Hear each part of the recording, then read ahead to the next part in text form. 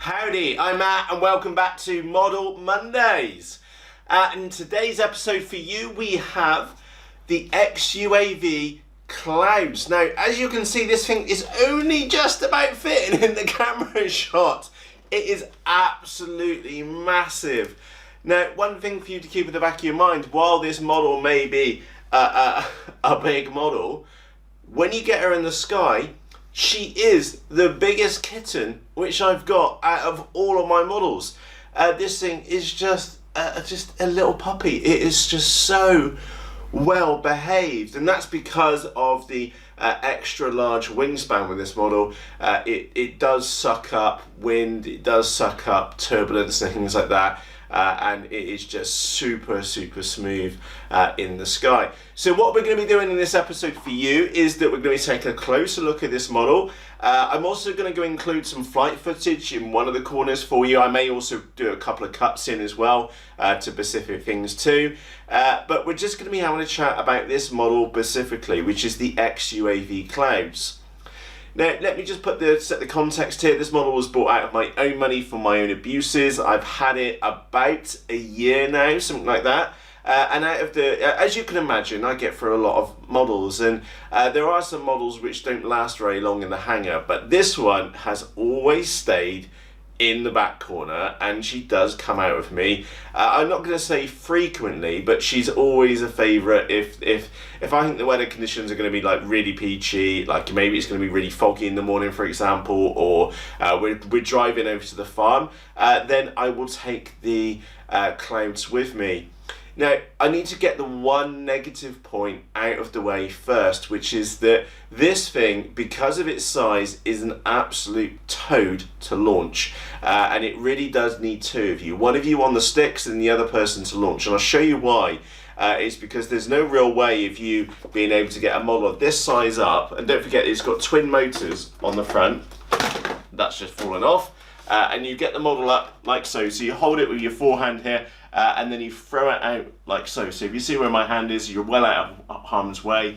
Your left hand is just basically just guiding it, if that makes sense, and your right hand is the one which is pushing it. Once you get the throttle up on this model, she really does just want to go. With two great big Sunny Sky 2814 motors, let me get this right.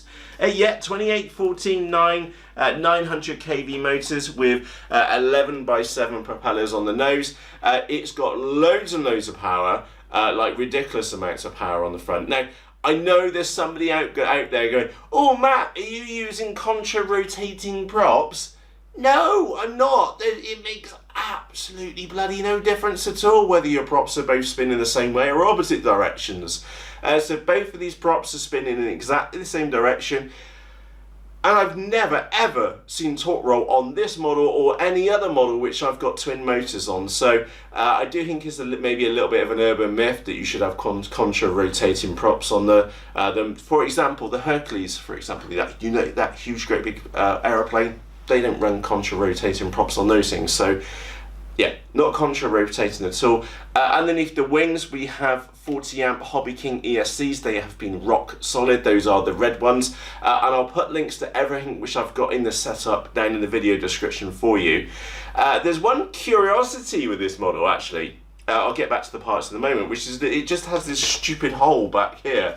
I think in the tail, their idea was that you were going to stick the receiver in the tail. So this model came with this plastic hole and nothing to fill it up with. It was just such an oddity. I don't know. I can only assume that they thought that you were definitely always going to put your receiver in there. When that is, for me, not the case. You will see, I did a video recently, I'll put in the top right hand corner, about the diamond. And what I mean by that is that we go from maximum separation for stuff. Now this is actually a very curious model because we have two motors on the front, so it's like reverse diamond to the mini talon we were talking about. But I have the video transmitter out on the left wing, again really noisy device. I've got the receiver out in the opposite wing, which I've literally just been and converted this one to the TBS Crossfire, so I've got a micro receiver in there as well. And that now runs down the wing and connects to the sensor section. I'll talk about that in a moment. I've got the FPV stuff on the front, the two motors and ESCs at the front. Then I've got GPS, and then I've got the GPS at the back. Now, the reason why the GPS is not all the way at the back is in reality it's a 30 centimeters away from the noisy stuff, which is over here, so there's plenty of clearance. Again, if I was really paranoid, I could put it out here in the rear, but that's not really the case of what I've done with mine. So I do have that diamond, it's just squashed and reversed like normal because of the way the components are laid out on the model. So as I mentioned, we've got Sunny Sky X2814 motors. I'm bringing those up again because the one bit which put me off this model wasn't the actual cost of the model, and she has got cheaper now, I hasten to stress, is that it was actually like the total cost of ownership which was putting me off, because those motors, while they are absolutely brilliant, is that they were quite expensive again when you've got to buy two of them. So remember, it's twin motors, so you need two motors, you need two ESCs. It doesn't come with any of the wiring for that either, so I've had to make up my own wiring to go in there. I think this was not a quick build. I think because we laminated this and it took many days. I think it took about 2 weeks, maybe a little bit longer, to get this one out of the door and get it out flying, just because it just took so blooming long to laminate it. The wings sections themselves are very easy. I did find this a little bit awkward. Also, the shipping box which this thing was shipped in was absolutely completely inadequate. Now I remember Banggood gave me a partial refund on this model, so it actually turned out to be actually quite cheap in the end. But the bit which really annoyed me was the XUAV have just got, I don't know if that's still the case today, utterly inadequate packaging for this. And what had happened, one of these wing pieces here had left an imprint on the, it's still there today. There's a wing print on the actual top of the wing where it just floated around, and the box was utter crap. There's no other words for it. It was not very good at all. So I did get a refund from Banggood, or partial refund. So this model did work out. I think in the end, if I remember correctly, I think I only paid about $100 in the end. I think it was like $190 on Banggood, and it was on sale, so it was then cheaper. And then after the refund, I think all in all, I think I only ended up paying about $100, maybe a little bit more. And I'm not going to complain about that. I think that's actually, now owning it and having it for a decent period of time, it's very much worth that money. It's one of those models which I have very much enjoyed. I do question whether I would buy another one, just because of the sheer size of it. But that said, it is the biggest model, well, the second biggest model which I've got. I do have the big Sky Hunter over there, and the reason why I've got no real inclination to get on with a big Sky Hunter build is because I've got the Clouds, and the Clouds is such a beautiful model. And this thing is actually, again, look at the sides of it. It does look a bit awkward to get it to the flight line. But the reality is that it is actually quite easy to transport. These wings do come off. It's two bolts which hold the wings on. And I've set up some servo connectors here in the wings. And it's just two wing pieces which you can stick in your flight bag.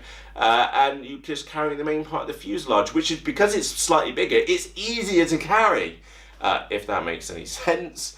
The size of it can be a little bit off-putting to some people. The reality of actually owning one, the only negative point which I've already picked up is the launch. I've launched this once by myself, put it that way, and I've had it for quite a long period of time.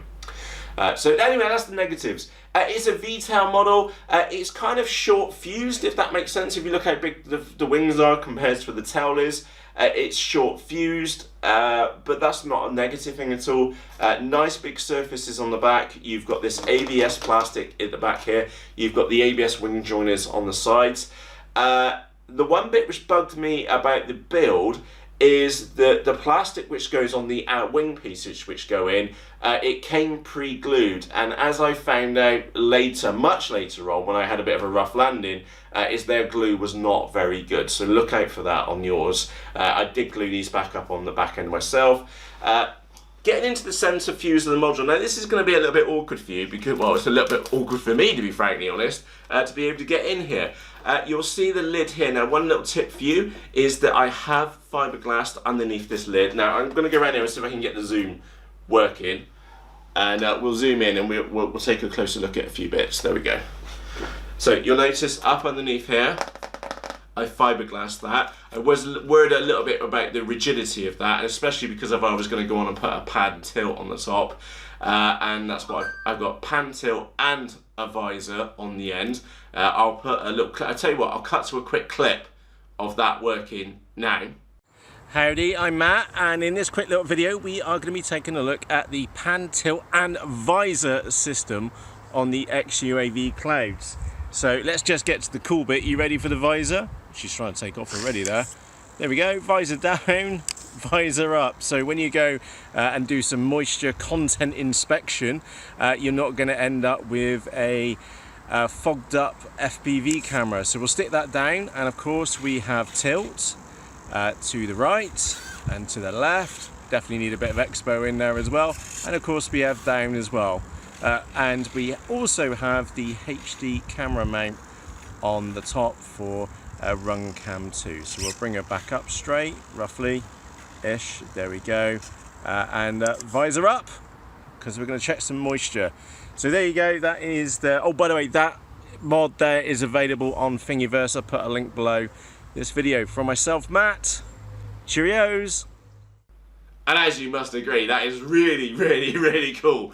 So I've been and got that set up as well. I've got the wiring going to loom up underneath there. One thing which I did do on mine, which is not going to be, again, it's a little bit difficult just because of the size of the model which I've got here, is I have, or did, put 1.5mm plywood inside of the model. I'll tell you what I'm going to do. I've just heard my phone going over there. I'm going to grab my phone because I'm so impressed with the little job which I did at the time when it came to the inside of the model. What I'm going to do, I'm going to get a nice photograph of the inside section for you, and then you can take a look to see what I've been done. So that'll be up on your screen right now, and you'll see what I've done is that I took the time to put 1.5mm plywood in and around the main part of the fuselage. And that's not only stiffened it up, but it also means that we can put parts wherever we need to put them. And I've used some little zippy cable, like cable ties, double sticky cable tie holders up on the sides to keep the wires up out of the way. I do have a wiring loom which runs out to the motor because we've got the ESC in the wing. We've got an ESC just underneath here as well. I'll tell you what, why don't I pick this up and you can have a quick look up underneath. So if I bring that up, you'll notice, put my hand up around just there. There is the ESC up underneath there. Just 4 little screws which holds that in. And I was a bit worried about them getting hot and things like that, but they've been absolutely fine. The one oddity that you will need is that for the setup for this model on the flight line, you'll need a hex key to screw these hex bolts down.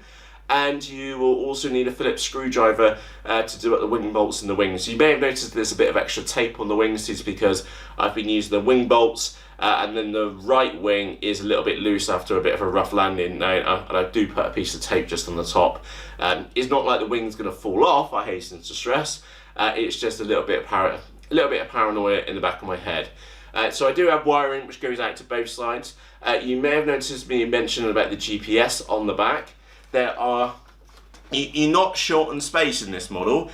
You can run, if you wanted to, you could put, you know these big green 5200 4S multi-seat packs? I'll do a picture of an insert. You can run 4 of those in here, easily, okay? You can get 2 up at the front, or you can bring them back a bit. You will need Velcro on top of them to get the CG right on there. Hitting CG is actually very, very easy. The cargo bay is absolutely massive. I'll tell you what, you could fit the Tyrannus in that front section to give you an idea on the scale of the thing. It's absolutely massive in there. I've also got some 8,000 MultiStar packs. Again, that means that I'm basically flying around with 16,000 milliamperes of battery, which is just absolutely insane in a model which cruises, say, about 35 to 40 miles an hour, obviously depending upon a headwind. And we'll just cruise around. And like I said, it is just the biggest puppy in the sky, and the Vector is just there for just to keep tabs on things, if that makes sense. It's really not needed to keep this model flying in the sky. It's not hard to fly at all, but I tell you what, when you launch it, having it in stabilized mode is fantastic. I fully admit that. Now, as far as the layout inside, one thing to note, because I'm running Corona servos out on the wingtips and Corona servos on the back, I am running a separate 5 amp BEC. So I'm not using the BECs from either of the ESCs. I have a separate 5 volt, 5 amp BEC which I'm using inside. That makes me feel a little, I always went for that route because I always knew that I'd probably end up with pan and tilt on the end. So that I've now got, if you add the 3 servos which I've got on the front, so that's 7 servos being served by a 5 amp BEC, which is happy days. So I'm quite comfortable on that. You do have this bay back here. Now that's not really going to come out, so I'll tell you what, I'm just going to move that round. I'll get a photo. I'll put it up on your screen right now. Now, you're not short on space in this model at all. And the reason why you're not short on space on this model at all is because up underneath here, I'll tell you what, why don't I get this open? I'll show you, it's probably the best thing to do, is that, again, you don't normally get these open when you're flying. It's just where the vector lives underneath here. Oh, one thing which I need to put a massive tip in, I'm just going to turn this around. You will notice that there's a piece of plywood. The one thing which you can screw up when you're building this model is that you forget to put the plastic bolt inside the foam when you're building it. If you don't put the plastic bolt inside the foam when you're building it, you can't do it afterwards. Someone else, I think it was Aero FPV, who warned me about that one. And then once I'd seen what he'd said, and he was, yes, absolutely. I kind of get what he means now. So yes, the one thing which you can screw up in the build. Oh, I'll also do another photo just to make the point as well. So in that little bay here at the back, we have the vector. I did put my own little plywood plate inside of there. And you'll also see the plywood mod which I put up underneath the joins for the plastic bolts. And the vector's very happy in there. Again, I've done my best to try and keep the wiring as neat as possible for that model. And I'll tell you what, the only time I've been in here is literally yesterday when I was converting this model across the Crossfire, and I had to bring a different wire in from the wing to go up to the GPS unit, and I also think I did the S-Bus lead as well. So that's the first time I've been in there for the vector for, I can't remember since when. It's been months and months and months. There was back here underneath, like literally back here just behind the main spar, is that there was a big hole in the bottom, and that was meant for a downward facing camera. So this is obviously meant as a mapping drone, if that makes sense. And there is also, if I put this up, there is a bay back here which is meant for a parachute, and they actually showed that there's a video on YouTube of them actually landing this model as with a parachute, which has just made me cringe. It's just horrific. Yeah, you could put a parachute in the back there. There is a little door in the back as well, which, to be honest, I've just laminated over. All I have on there is a flashing LED on the top. So that's the only thing which I'm using that one for. You're not short, you really are not short for space inside of this model. Even if you loaded it up with, say, 20,000 milliamperes in the front, you've still got plenty of space in the rest of the model. There are, 2 plywood hooks here to check the CG. The CG is the Mark CG, which comes in the kit, which is up, which is, I will put my finger up underneath there. It's literally just behind the black cover. I'll put a photo in so you can see where I put my pin mark. And that's absolutely peachy for this model. And that's it. That's the XUAV Clouds. The only one negative which I can say to you about the XUAV Clouds is launching it is a pain in the rear. It really is a two-person job. If you only ever fly by yourself, then you're going to have issues with a model like this just because it's so big, because you've got to use 2 hands to launch it, to get it into the sky. I'm sure somebody else would say, oh Matt, why don't you bungee launch it? That's just a load of faff. You might as well just ask one of your flying buddies to launch it for you, or go, here you go, have the sticks. It's in stabilized mode, don't stuff it. And because it is the second, it's got so much thrust in it, it just takes off. You're not throwing it when you go to launch it, you're guiding it because it just wants to go. 2 bloody great big motors like that, they are massive. They're like 1.5 inches deep. It will just pour out of your hands. So Yeah, I've been very comfortable giving the transmitter to somebody else to launch, because I just know that it's got so much welly in it, it just takes off and it wants to fly. And yeah, very, very cool indeed. So I have been and got mine set up with pan and tilt. That has been an improvement which I've been meaning to do for months now. And I'm really happy that yesterday I was able to get around to doing that. You'll notice that there was a little hole in the nose where I put the FPV camera in there originally, and that works really well, to be honest, just having an FPV camera in the nose. I had that for, well, until yesterday. In short, I had the pan and tilt on the top, but I hadn't been and set it up, so it was always a manual setting. Well, when I launched it was just like a physical setting for where it was viewing. So I will set mine up with a FPV camera switcher, so I may end up with a fixed camera in the nose. I may end up with another pan and tilt on the back here so we can look backwards. That's what Andy's been and got on his. But besides that, it's nothing. To build a model like this is not hard. There are no special skills required. I would 100% recommend that you laminate this model, and the reason for that is because it is a big model, and if you're not going to be landing in less than ideal landing sites, and remember we're lucky we can fly from a farm. This is typically where I take this one. In fact, it's flying day on Sunday, and I'm definitely taking this one with me.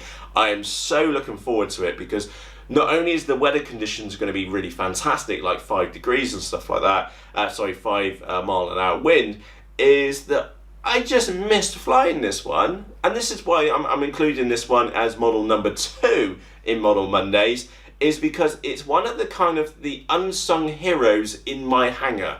It's the reason why I have not, and many of you may already know this, I've got the full-size Sky Hunter over there, and I just don't have any inclination to get it built, because this thing is just so good. The bar has been set so high for a 1.8 meter wingspan model. The Sky Hunter just can't compare, because it's easy to transport. It's 2 screws and 2 Allen screws, and again, you can just do finger tight and it'll be fine. Transporting this model is a lot easier. I can take this one to our other flying site, which is, there's quite a long trek to it, and landing can be a bit rough over there as well. But I can take this model over there. I have taken that model over there, whereas like the full-size Sky Hunter is that you've got a great big fuse. The only way to carry it is that you screw on the wings and you carry the fuselage and the wings together, and then you've got this stupid tail section which you've got to carry around with you. And I know I'm being mean to the Sky Hunter, but that's just the reality. That is the nearest competitor or comparison which I've got for a model here. And I've just got no inclination to get on and get that one built. Well, I need to, because I just want it out of the office now. Because the Clouds for me is the model which I like the most. So you can imagine if I wrote this one off, I'd be in great torment when I would go and buy another one, because it is, compared to the next obvious one, which is the full-size Sky Hunter, I do personally feel this one is better. I love the twin motors. It makes such a beautiful noise in the sky. I have invested a lot of time in this model, that's for sure. And I did have the scariest maiden I have ever had. Matty had made a screw up with a vector, and had the elevator going the wrong way, so when it was supposed to be going down, it climbed, and the first time I launched it, it did a great big loop in the sky. It was scary as you like, and that's all done and dusted now. And I knew something was wrong. It was a case of just getting home and working out what it was. Again, it was just one of those experience things. So it's just now I know to identify it very early on, and not to go over the checks. 2 of us checked it. That was the annoying thing. 2 of us checked it, and we still had it the wrong way. So, hey ho, it is what it is. Anyway, coming back to the model, I would definitely suggest you laminate it. I would also definitely suggest putting that plywood inside of the model. That has just made such a beautiful inside of the model. It was a pain in the ass to cut those bits of plywood out. All I did was just get a piece of paper, push it up to get the angles, then cut the piece of paper, make sure the piece of paper fit in the sides, and then cut out a piece of plywood with just a pair of scissors, because it's really thin stuff. And of course you can then, once you've got one template, the opposite side is exactly the same. a piece down in the bottom as well, and that has worked out really, really well. So that is the XUAV Clouds. This is, like I said, I think this is one of the unsung heroes in my hangar. One of the models which you don't see very often, but Matt likes very, very much. You imagine how many times I've sat here and gone, I've got too many models, I need to get rid of some, and some come off and they go off and find new homes. This one has never, ever been considered for that. And like I said, I thoroughly enjoy it. And then I'm going to come back to that one negative, which is the launch. It is a two-man team, really. One of you to launch it, the other one to be on the sticks. But because it does fly like a complete kitten, if you fly with a flying buddy, that really isn't an issue at all. Anyway, that is the XUAV Clouds. I can't sing its praises any more than that. It is a genuinely very enjoyable model. It is just the biggest kitten in the sky. Well, put it this way, is that we're going flying on Sunday, and it's going to be this one, which I'm going to be teaching my daughter to fly FPV with. Work that one out. There you go. The biggest model which I own is the one which we're going to be using to learn FPV with. So it's just because it's so stable, and you can. Before I go, I will go in a moment. One thing to note is that there's me saying it is a big puppy. It is very well behaved. It's very nice in the sky. It goes where you point it and things like that. One thing to note: you can also be very aggressive with this model. I've had one or two circumstances where I've had to be really, really aggressive with the model, like really strong on the sticks. I don't think I've ever rolled this model. Again, this isn't the type of the model which you do loops and rolls intentionally on. I've never rolled it. I have done loops with this one, but if you need to be aggressive with this model to really kick it around and to land into a very short space, you can do it. It's a little bit deceptive. You would think that a bigger model is harder to deal with, and the irony is that the bigger the model, the easier they are to fly. It's just that launch. So if you have any questions about the XUAV Clouds, please just ask them down underneath this video. Remember, this model was bought out of my own money for my own abuses. I will put a link to this model on Banggood, and for 100% clarity, it is an affiliate link, so you will be supporting this channel. I'll also put out the full setup of what I'm using down below as well, to links to different details and bits and bobs which I'm personally using. If you own an XUAV Clouds and feel that I have been fair or maybe even unfair to it, as the case may be, please let other pilots know what your thoughts are on the XUAV Clouds. You can do that, and again, in the comments section underneath this video on YouTube. I would, and as I'm sure everybody else would 100% value your opinion on the Clouds. I really do enjoy mine. It's one of those models which is normally there in the back corner, and it was due for the upgrade to move to Crossfire and get the pan and tilt sorted out, and I'm now very happy that I've got this, and I can't wait to get this one out flying on Sunday. So this one was on the desk anyway, and there's me thinking, what are we going to do for the next model Monday? And it just I just turned around and there she was. It had to be the XUAV Clouds. Now, before I go and say thank you to you for taking the time to watch this video, is that I'm going to leave you with some flight footage of a beautiful misty morning which we had with the XUAV Clouds. It was back last year sometime, and yeah, it's just so nice. It's just such a nice model. Whatever, I'm going. From myself, Matt, thank you very much for joining me for this video. Oh, if you're new here, remember, my name is Matt, welcome aboard. Underneath this video, don't forget to press the red subscribe button, and because YouTube is very special, you have to subscribe twice. So press the bell icon so you get notified when the next video is out. It could be me cruising around with this model, or it could be another Model Monday when we look at another model which is on par to this one, or maybe the mini Drac which we did in episode 1 of that kind of league of model. So on that note, from myself, Matt, time for me to go. Cheerios.